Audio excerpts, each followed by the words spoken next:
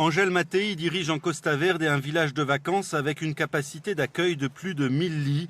Une clientèle fidèle, des groupes envoyés notamment par des comités d'entreprise, mais tout cela n'a été de rien cette année.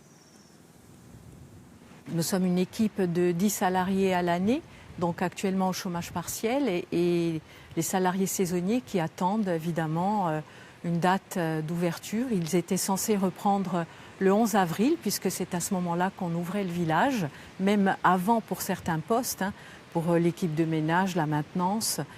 Et malheureusement, tout est à l'arrêt. 15 km au sud, Marie-Claire Gadoni dirige un autre établissement qui accueille jusqu'à 600 personnes dans des bungalows ou en camping. Sa trésorerie lui permet pour l'instant de tenir. Les banques se montrent compréhensives, mais les dégâts sont faciles à chiffrer. On est déjà en remboursement à plus de 150 000 €. Et plus les mois avancent et plus on rembourse les clients. Parce que il y en avait avril, il n'y avait pas trop de clients à rembourser, ils ont reporté. Mais plus on va sur les mois de juin, juillet, août, c'est certain, on doit rembourser de plus en plus. À Linguitzet, à toujours, Pascal Orsini a repris en 2012 le petit hôtel-restaurant familial. Il a l'an dernier investi dans des toilettes handicapées et dans une cuisine flambant neuve. Mais s'il veut demain servir 40 couverts, il faudra s'adapter.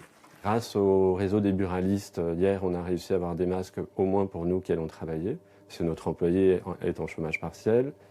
Ça va nous permettre de faire de la vente à emporter, parce qu'on a quand même besoin de faire entrer un peu de chiffre d'affaires pour payer des charges fixes qu'on n'a pas pu supprimer, qui sont quand même importantes. Encore plus que d'habitude, on respecte les normes d'hygiène.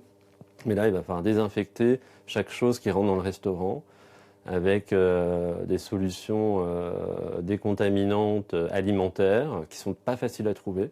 S'ajoutent bien des incertitudes sur la réouverture des liaisons aériennes et maritimes avec des prix qui flambent déjà. L'agence du tourisme a bien cerné l'enjeu.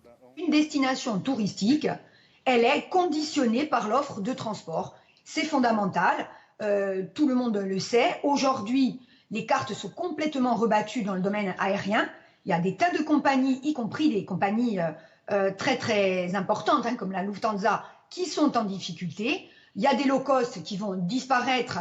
C'est fin mai que Nanette Maupertuis et des professionnels corses discuteront de toutes ces questions avec le secrétaire d'État au tourisme.